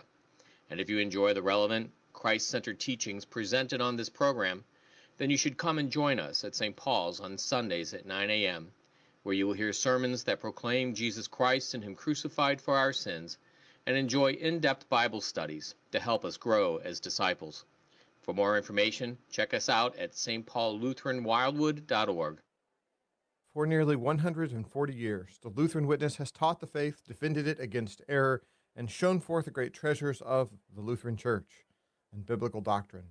We're continuing this legacy by publishing issues and articles that help you see the world from a Lutheran perspective and that teach biblical doctrine and show forth the treasures of God's Word.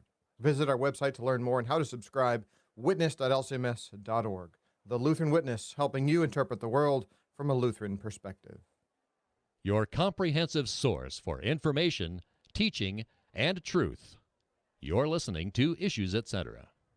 Thanks to the following congregations for standing with us by becoming an Issues Etc. congregational sponsor: St. John Lutheran, Kewaskum, Wisconsin; Peace Lutheran, Camarillo, California; Redeemer Lutheran, St. Cloud, Minnesota; Zion Lutheran, Cape Girardeau, Missouri; Emmanuel Lutheran, Alexandria, Virginia; St. Paul Lutheran, Decatur, Indiana; Faith Lutheran, Beaufort, South Carolina; Calvary Lutheran, Elgin, Illinois; All Saints Lutheran, Charlotte, North Carolina; Bethlehem Lutheran, Jacksonville Beach, Florida; and Hope Lutheran, Granite City, Illinois. Find out how your confessional Lutheran church can support this worldwide outreach by including Issues Etc. in your mission or advertising budget. Just go to issuesetc.org, click Support Donate, and print a one-page flyer. When your congregation becomes an Issues Etc. sponsor, we'll publicize your church on the podcast, at our website, and in the Issues Etc. journal.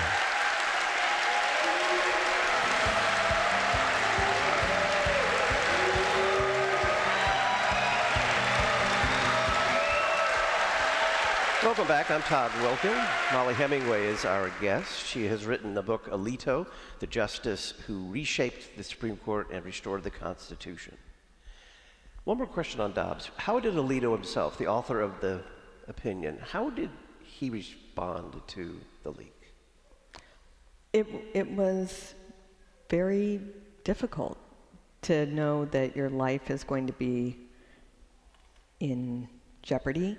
And so one of the things, another story I tell in the book is about how, this is happening in May after the case had been argued in December. He had gotten his draft decision done by early February. And one of the things I thought was funny, when he finished the draft, he sends it around to all the other justices, all of the 9 justices. And within 5 minutes, Justice Gorsuch responds, "Looks good to me," like I'm signed on to it.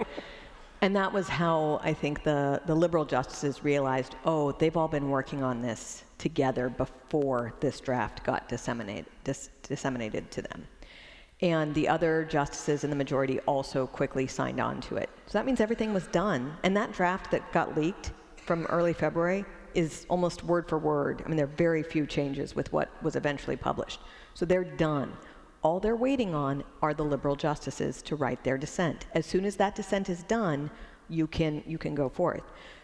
One of the behind-the-scenes stories I tell in the book is that the Chief Justice has a rating system for when a decision will be handed down from the court. Everything is rated A, B, or C. A means the opinion is done, the dissent is done, the concurring opinions are all in, and it's about ready to go. B means we're just waiting on some final edits here or there. C is nowhere near done.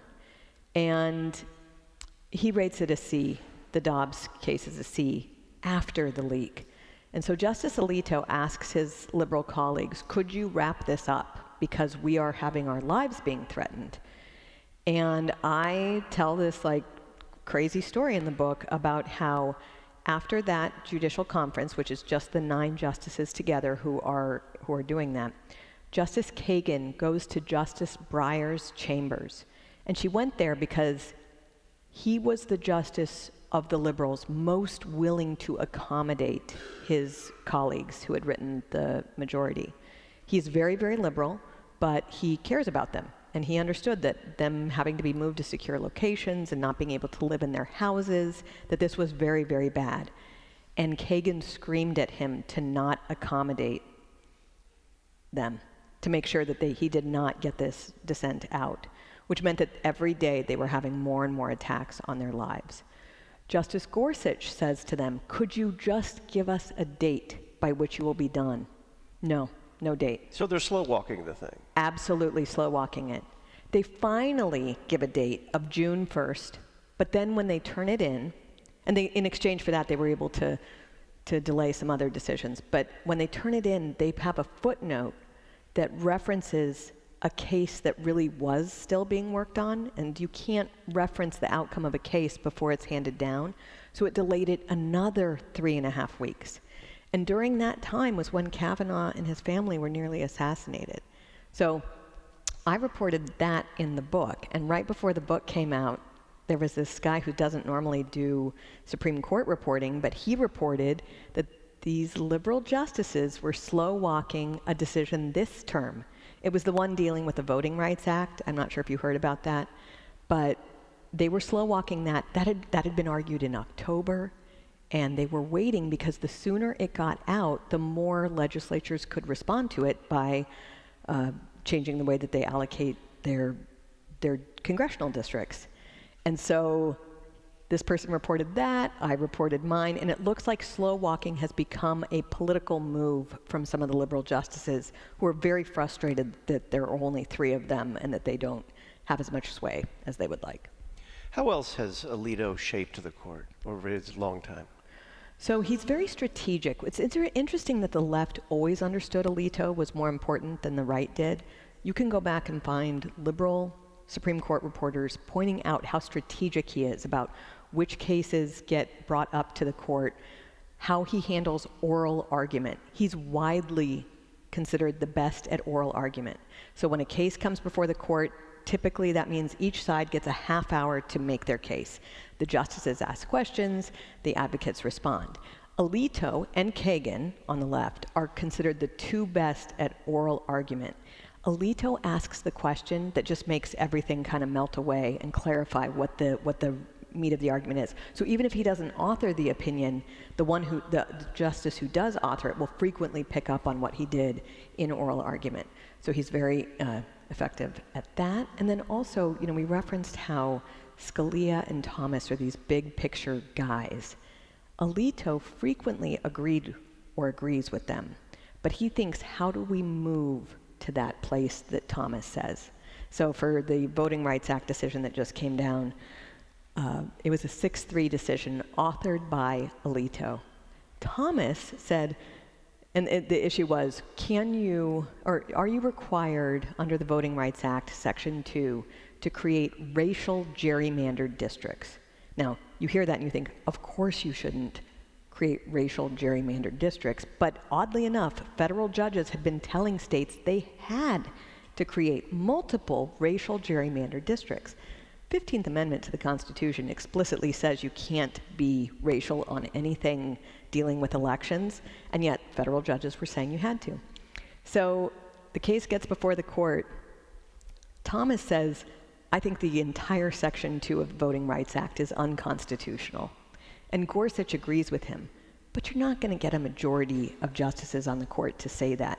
Alito crafts a decision where you get a 6-3 majority saying that, of course, Section 2 of the Voting Rights Act can't require racism in your allocation of congressional districts.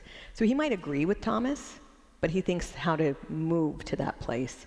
And the way someone described it was that Justice Thomas's chambers are like the deployed aircraft carrier, and Justice Alito's chambers are like the Green Berets who go and make sure that the ground is ready. Okay, but it works well together, right? And they work beautifully together.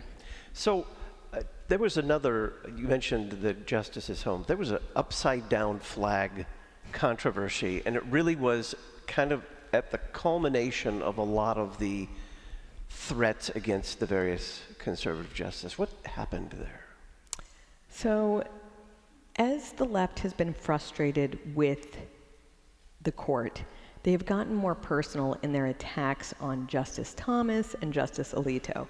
So as part of this coordinated campaign to go after these two justices, who are the stalwarts on the court, we saw more and more stories about Justice Alito's wife, Martha Ann. Now, as quiet and reserved and calm as Justice Alito is, his wife, this is definitely a case somewhat of opposites attract.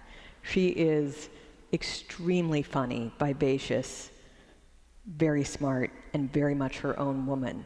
And she loves to fly flags. There are flags everywhere. They have a beach house in New Jersey, and they have a house in Northern Virginia. She loves flags. And I think it was partly because she grew up as a military brat and just got into it at that stage. So she had a neighborhood dispute, and we live in Northern Virginia too, so the situation in Northern Virginia involves that you frequently have crazy liberal neighbors. And there was a dispute with a liberal neighbor that escalated to the point that Martha Ann flew a distress flag at her house. Upside down American flag. Yes. You can imagine Justice Alito drives home from the court and thinks, oh dear, what are you doing? Immediately asks her to take it down. She declines. And it becomes a story actually years later. Years later, neighbors, get this out in the papers. And the purpose of this was to get Justice Alito to recuse from all of the lawfare cases that were before the court, dealing with how Democrats are using lawfare to keep Donald Trump off the ballot or other things like that. And when it happened, Justice Alito wrote a letter and he said, "My wife is fond of flying flags. I am not." And he says, I asked her to take it down, she didn't, we both own this house, blah, blah, blah. And everyone's thinking, oh, there's no way that this is true. He's throwing his wife under the bus. And later, she was surreptitiously recorded by a liberal activist. And she says everything exactly as he did. She's like, oh, they think he controls me. He doesn't control me. She reiterated everything he'd said, but she's quite the character and very interesting. And as he pointed out in his letter, being the wife of a Supreme Court justice can be very difficult, and it makes you have to live a much different life than you otherwise would. He pointed out all the sacrifices she had made. And that's a big part of this book, too. I tell the story about how coordinated the attacks on these justices are. There are multi-million-dollar campaigns to destroy their lives. And so you see, if you're a liberal justice, you can go to the Emmys, you can literally appear on Broadway, you can go to fancy law schools and have the red carpet rolled out. And if you're a conservative justice, in some cases, you can't go to dinner publicly with your kids because you'll be killed. And you certainly don't get invited to the law schools, even the law schools that you graduated from. You don't get to take trips without ProPublica investigating everything about how that trip was taken. And this is a big concern for people who care about rule of law, because it's one thing to get a good justice who's willing to face that personally. It's entirely another for someone to say that they're willing for their wife and kids to go through this kind of attack on them.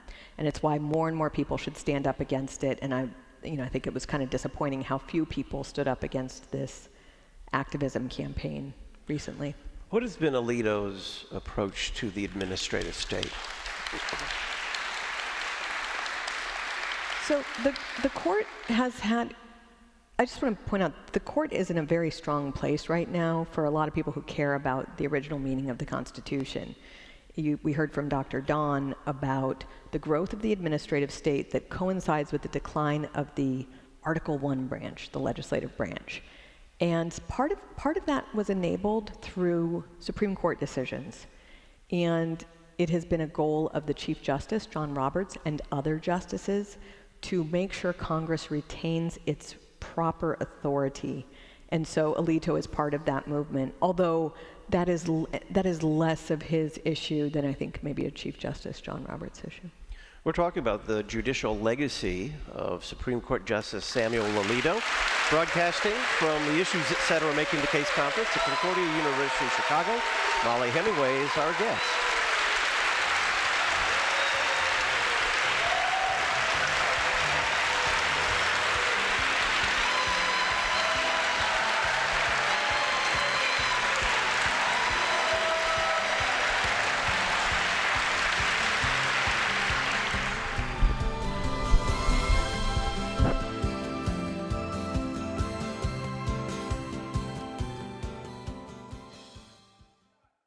What can we learn about the worship practices of the first Lutherans from a Reformation edict by a Calvinist leader? Find out in Will Whedon's column in the latest Issues Etc. journal. We'll send it to you for free. Just click the red journal subscription button at issuesetc.org and enter your email address. In the Wittenberg Trail feature, Pastor Michael Hughes writes about his journey from progressive Lutheranism to confessional Lutheranism. The Issues Etc. journal. Subscribe for free at issuesetc.org. Luther Academy provides additional theological education for our mission partners around the world, specifically pastors who are asking for additional education but do not have the necessary resources in their own church bodies. By donating to Luther Academy today, you will be supplying food, housing, books, professors, and travel for Lutheran pastors who attend our conferences. To learn more about Luther Academy and how you can donate today, visit lutheracademy.com. lutheracademy.com. The gold standard for Lutheran media. You're listening to Issues Etc. Voting takes place this Saturday, June 13th through Tuesday, June 16th for President of the Lutheran Church Missouri Synod. If you're a registered voter for the 2026 LCMS presidential election, please vote to re-elect Issues Etc. regular guest, Pastor Matt Harrison. If you're not a voter, encourage your pastor and your congregation's lay voter to vote for President Harrison. Official ballots have been mailed to all registered voters. Remember to vote June 13th through the 16th. Your church service, sanctuary, and congregation are all unique, so why settle for low-quality recordings when your organist is unavailable? The Substitute Organist service from Church Music Solutions is genuine organ leadership using your instrument with your specific selections when you need it. Log on to churchmusicsolutions.com and request a free demo kit to allow you and your members to use the Substitute Organist service without obligation and without a sales pitch. Keep singing with Church Music Solutions.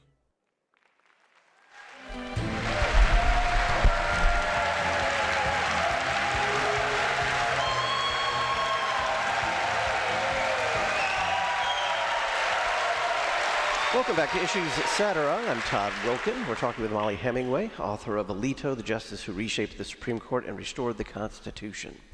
So, Molly, let's talk about Alito. You say he has been not only insightful, but in many ways prescient on the issue of religious liberty.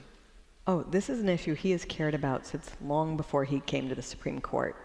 And it's interesting, we talked about how he and Justice Scalia tended to be very aligned, but there was one issue that they differed on, and that is a case called Employment Division v. Smith.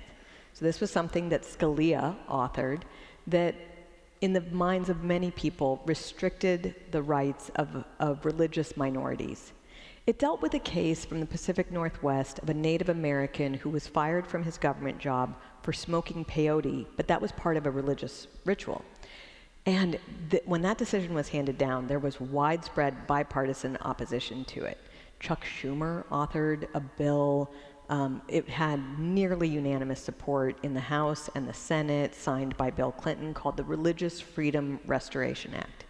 And back on the Third Circuit, where Justice Alito was, he immediately started working out how to protect religious minorities despite Employment Division v. Smith.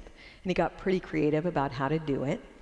And he has continued to care deeply about this issue. He's really the stalwart on religious liberty at the Supreme Court right now. You might remember he authored the Hobby Lobby decision, which dealt with how Obamacare was requiring family corporations to pay for abortifacients in opposition to their religious views. He authored the decision protecting their religious liberty. And he's cared about this so much.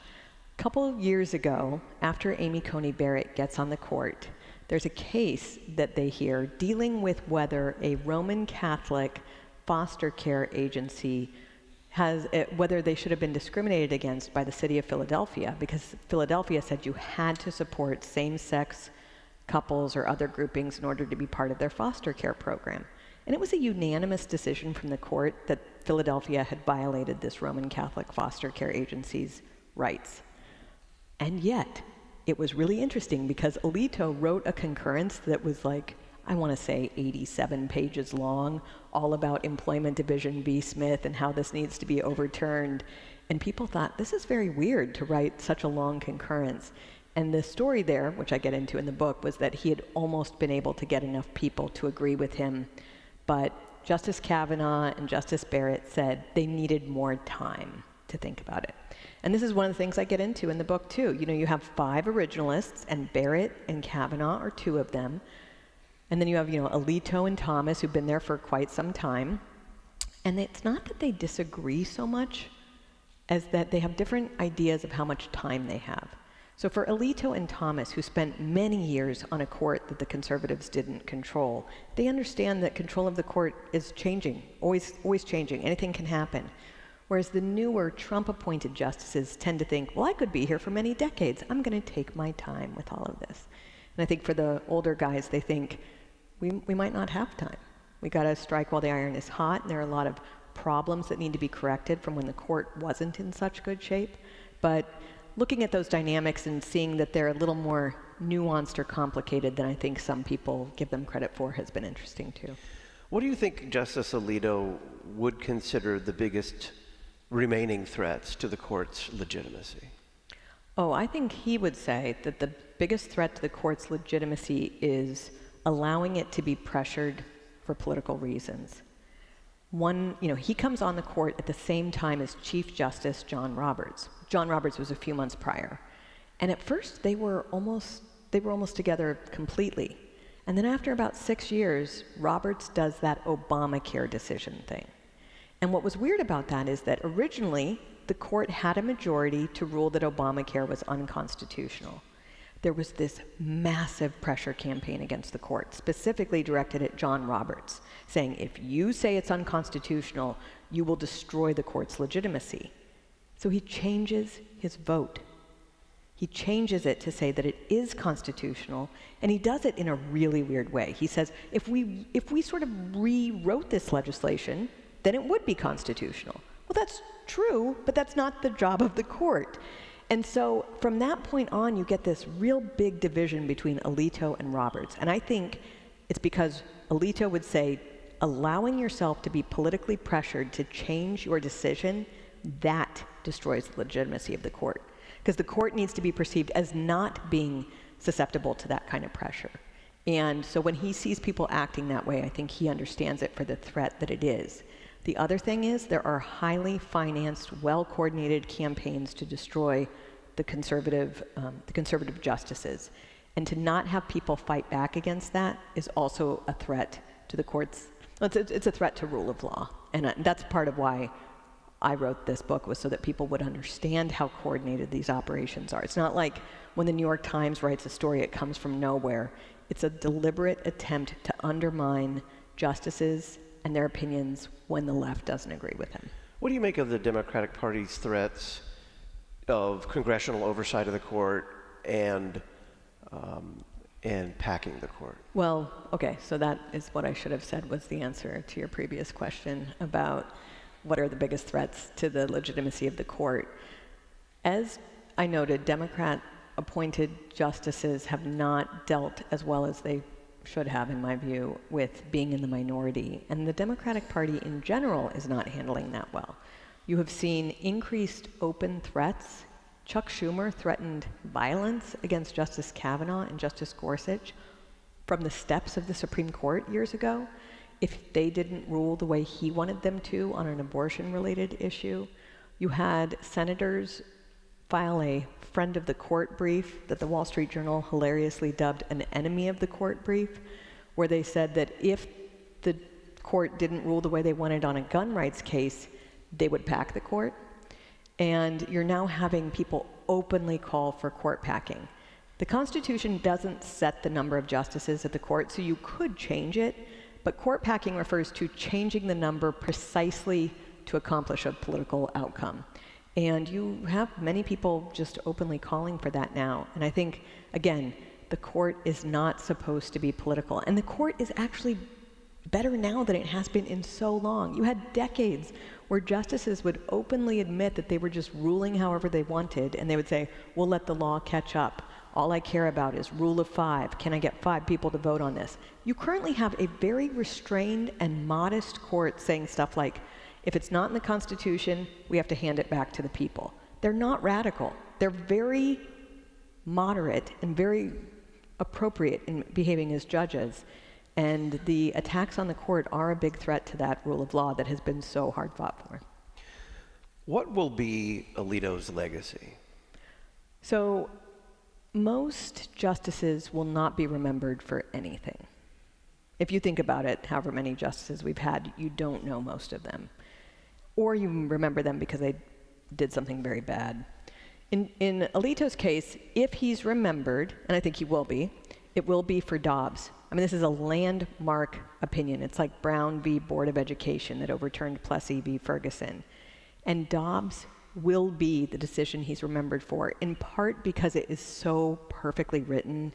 I mean that by that the liberal justices, when they read it, they were just blown away by how thorough it was, how it gave them no ground on which to fight, going through the history, going through all of the legal arguments, and doing it in a very, it really did kind of like settle things in a way that was quite nice for people who had been fighting about it. But a friend of mine had said recently, imagine being the justice who wrote Dobbs and Calais, which is that Voting Rights Act decision that was also very important. He frequently just has important decisions, and he quietly just keeps doing his work so that he doesn't get some of the acclaim that I think he should be given. And it's very important, Scalia and Thomas, 2 giants, more libertarian-minded. Alito is the conservative on the court. I mean, that's who he is. He's conservative. He cares about traditional values. He cares about families. He cares about safe streets. He thinks about how crime disrupts people's lives. He is the conservative justice. And as much as the libertarians get credit, and should, I mean, they've done some really beautiful things, the conservative should also be known by conservatives. Mollie Hemingway is editor-in-chief of The Federalist, a Fox News contributor. She's a member of the Board of Trustees for the Heritage Foundation and author of several books, including her latest, Alito, the Justice Who Reshaped the Supreme Court and Restored the Constitution. Mollie, thank you very much.